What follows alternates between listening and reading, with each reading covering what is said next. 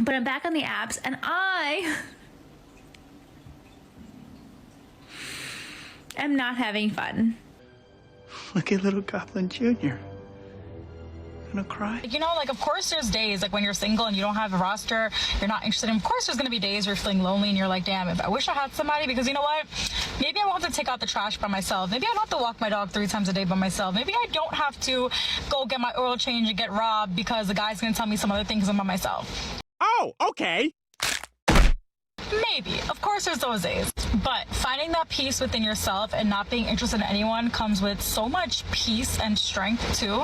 And I feel like it allows me to be in my selfish era because most of my friends my age are on kid number 1 or number 2 by now. They have husbands. They don't have time for themselves. Ironic. And maybe this is an age where you just have to embrace exactly where you're at. It's a bold strategy, Cotton. Let's see if it pays off.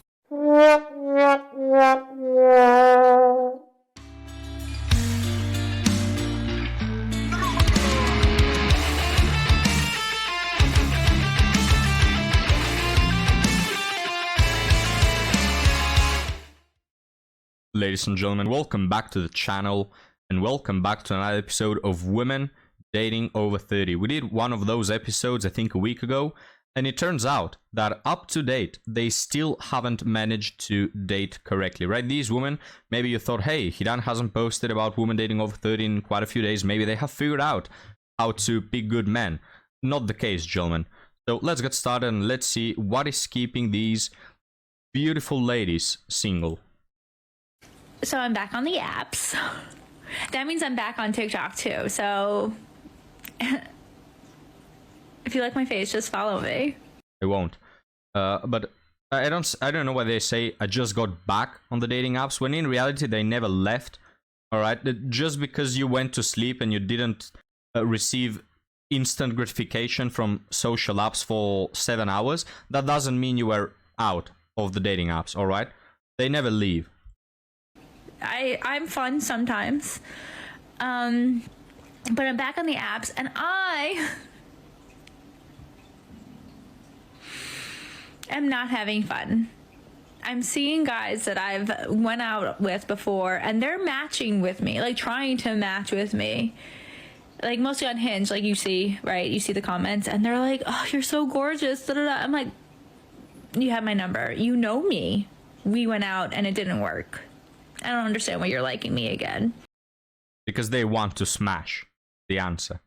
Now, what I find funny is that these women, they keep going back and back and back to the dating apps for years at a time when, hey, you are the one who's saying that the dating pool is horrible, there's substances you don't like in the dating pool, that all men suck, that dating apps suck, that the whole experience is bad, yet they keep going back at it. You know, it's like, I don't know if this has happened to you, but when you're hungry and you go to the refrigerator and you keep staring at it for like 2 minutes trying to find something that you fancy, but you don't, yet you keep looking at it as if it you know, so the food that you want is going to materialize out of thin air. Or you go to another room and then you come back to the refrigerator 2 minutes later and you open it again as if a wizard is going to pop whatever food you want into it, right? It's absolute nonsense, gentlemen. These women, they keep complaining about the dating apps and dating pool and men are so horrible, yet they spend there the better part of their life. Right? So there's no answer to this woman. Let's get to the second one, guys, and see if maybe we can help this one find Prince Charming. So I was chatting with one of my girls who's a fellow brown girl after 30s, who's single, not in any pressure to date, not in any rush, and not feeling like that stress of having to go find someone right away. And I think as a fellow brown girl, that's really important to find that. And it was honestly such a comforting conversation because we were like, you know, like, of course there's days, like when you're single and you don't have a roster, you're not interested in, of course there's going to be days where you're feeling lonely and you're like, damn, if I wish I had somebody, because you know what? Maybe I won't have to take. Before she continues, I'm going to wind it back a little so next time we start, you know where she left. But the word comforting is really interesting because imagine you are not overweight, right? And someone tells you, hey, you are not overweight. Would you find that comforting? You are not. No, you wouldn't, because why would you find that comforting, right? You will only find that comforting for someone to tell you that you're not overweight if maybe you have been overweight and now you have lost some pounds, right? Or maybe if you still are overweight and you say, oh, it's really comforting, this other person told me I look better than before. But if you are not overweight in the first place and you don't think about that and it's not an issue to you, why would you feel comforted about that? So it's the same with these women. They always act and pretend as, I have all the time in the world, I don't care, I don't need no man. Oh, I'm living such a peaceful life, I'm so happy, guys, look at me, I'm so happy, damn it. They say this, and then they seek this yes, you get what I mean. They look for the attention and people to comfort them all the time, to repeat to them, oh, you still have time, you still have time, right? Please tell me I have time, I need to feel secure, I need to sleep at night. It's like you try to put yourself in this slide of, oh, I really don't care. And then that's all you think about, right? Every night before you go to bed, you think about, you keep coping with this, oh, I have time, I have time. You want other people to comfort you. And you will see that a lot of women over 30 on TikTok, this is the only thing they do all day. Make TikToks about, we have time, ladies, it's alright. Don't let anyone try to, make you go faster about picking a man. Don't worry. It's like, madam, who are you trying to lie to? Not interested in. Of course, there's going to be days where you're feeling lonely and you're like, damn, if I wish I had somebody, because you know what? Maybe I won't have to take out the trash by myself. Maybe I don't have to walk my dog 3 times a day by myself. Maybe I don't have to go get my oil change and get robbed because the guy's going to tell me some other things I'm by myself. Maybe. Of course, there's those days. But. Oh, so you see, this is how they view men. As a retirement plan. As a wallet with legs. Maybe I need a man, someone to take out the dog, take out the poop of the dog, maybe pay a few bills here and there. It's like, I don't know, I want women to be honest, but at least try to make it look like you're looking for something else other than a walking ATM machine, right? At least try, damn it.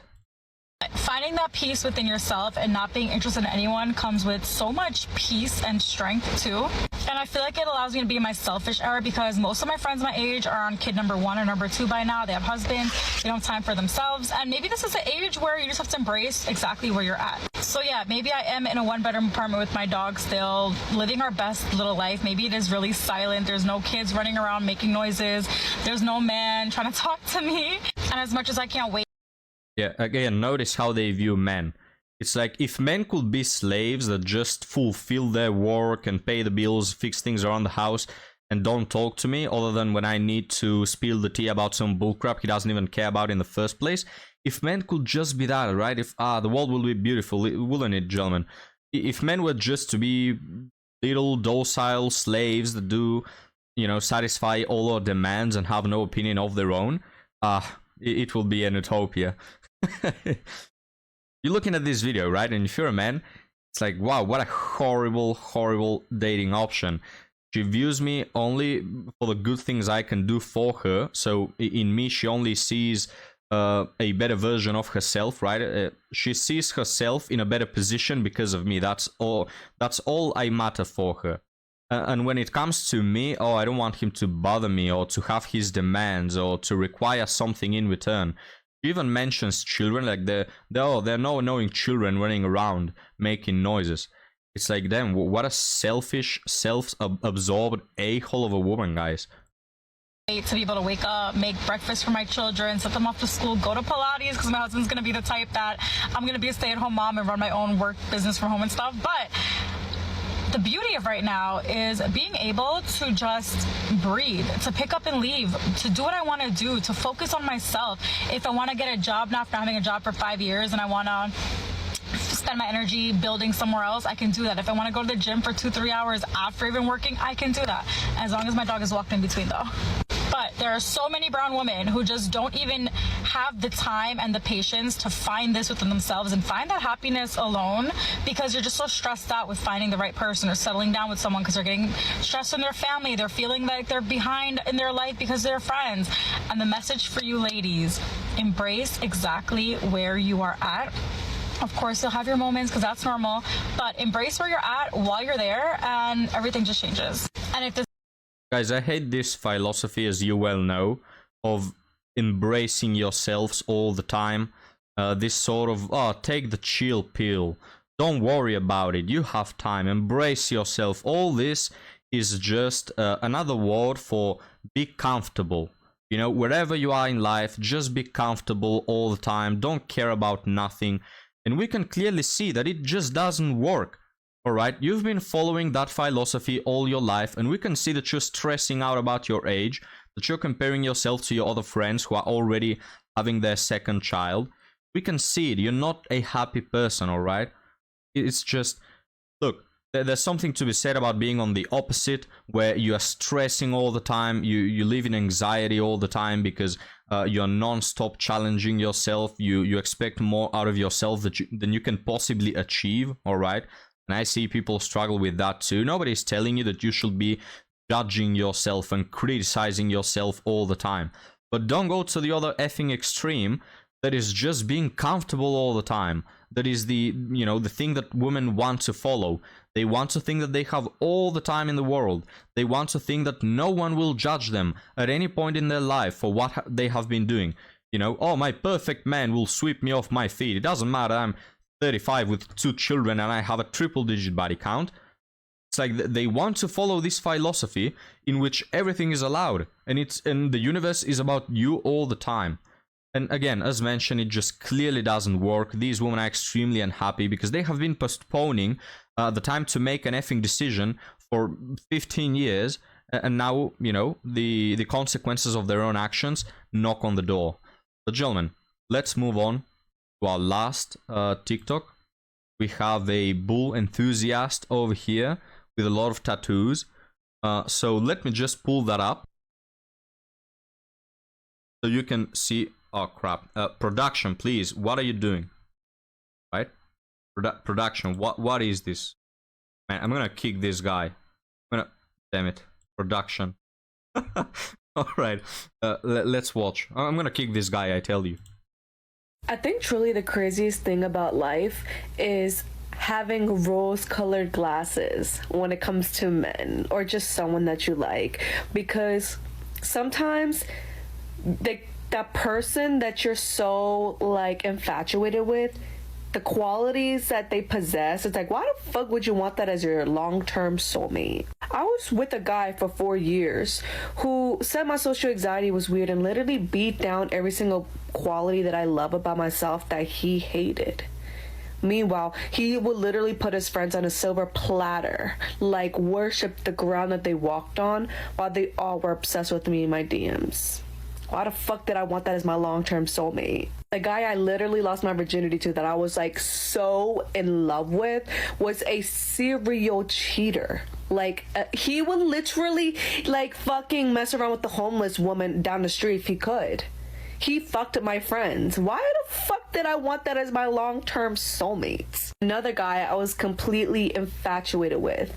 He was like madly in love with his ex, completely like emotionally unavailable, and would never ask me anything about my day or anything about me. Like, why the fuck would I want that as my like, it's like things like that. It's like when the glasses come off, you're like, the fuck, Allie? I'm just manifesting my girlies or anyone out there. Take off those fucking rose-colored glasses and really ask yourself, why the fuck would I want this as my long-term soulmate? I mean, look, I don't think the problem is in the glasses that you wear on your head. The problem is the fact that your head is empty from the inside. I think that's what's stopping you, not the type of glasses you put. So it's just, what can I comment, guys? It's clearly obvious. She mentioned 3 men. One of them didn't value a single good thing about her in 4 years. Okay, not 4 months, 4 weeks, 4 years. He didn't like anything about her. He disliked everything about her. The other guy was a serial cheater that cheated on her with all of her friends and will go to sleep with anybody. The other guy, what was it? What was the other guy? I think he wasn't interested in her in the first place, or he was ignoring her. I don't remember the third guy, but like all of them were clearly massive red flags if you're a woman that's looking for something serious, right? It's like then these women, they say, oh, I got left behind by this guy, as if they were in a relationship with Mr. Perfect, who suddenly did a 180 on his personality, when in reality, they are the ones who are dismissing all the men to go for the ones who are not emotionally available, right? And this is the key. This is the similitude, excuse me, between all these three men, that they were emotionally unavailable, which is the reason why, in the first place, she went for them, which is also the reason why she has pink hair and a lot of tattoos, most probably. But Hidan, how do you know that she has other options? How do you know that she is dismissing the good guys? There you are, making assumptions again. No, she literally says it in the video. She says, I was with this bad boy who didn't give an F about me, meanwhile his friends were hitting me on my DMs, right? We can only assume some of those friends and all the other 400 people that have been texting her in her DMs throughout her life, some of them were good, right? It's just these women make the active decision to not be interested, dismiss, ignore the guys who would want something more out of her, and make the rational decision to go for the ones that cheat on her with the whole neighborhood and don't like a single thing about her, right? And guys, the funny thing is, freaking Stevie Wonder can see these red flags, right? These are red flags that you notice from 500 yards away. You don't need 4 years in a relationship with these men to figure it out, right? It's not complex. It's not rocket science. And I understand if it's your first relationship, okay? We've all been there. I understand that. But when you're telling me that for the last 10 years, you've been picking the same type of men all over again, I'm starting to believe the problem is with you, right? But Ampu, what do you think about this video? Well, Ampu says it's rough. Well, sorry guys, sorry. I'll edit that out. Enough dad jokes about today as I switch on to the wrong scene. The production of this video, absolutely horrible. I'm definitely kicking this guy. But guys, thank you for watching. I'll leave you off here. Leave me your comments, your likes, your subscriptions, your donations, and everything you want. And I'll see you next time. Have a good one.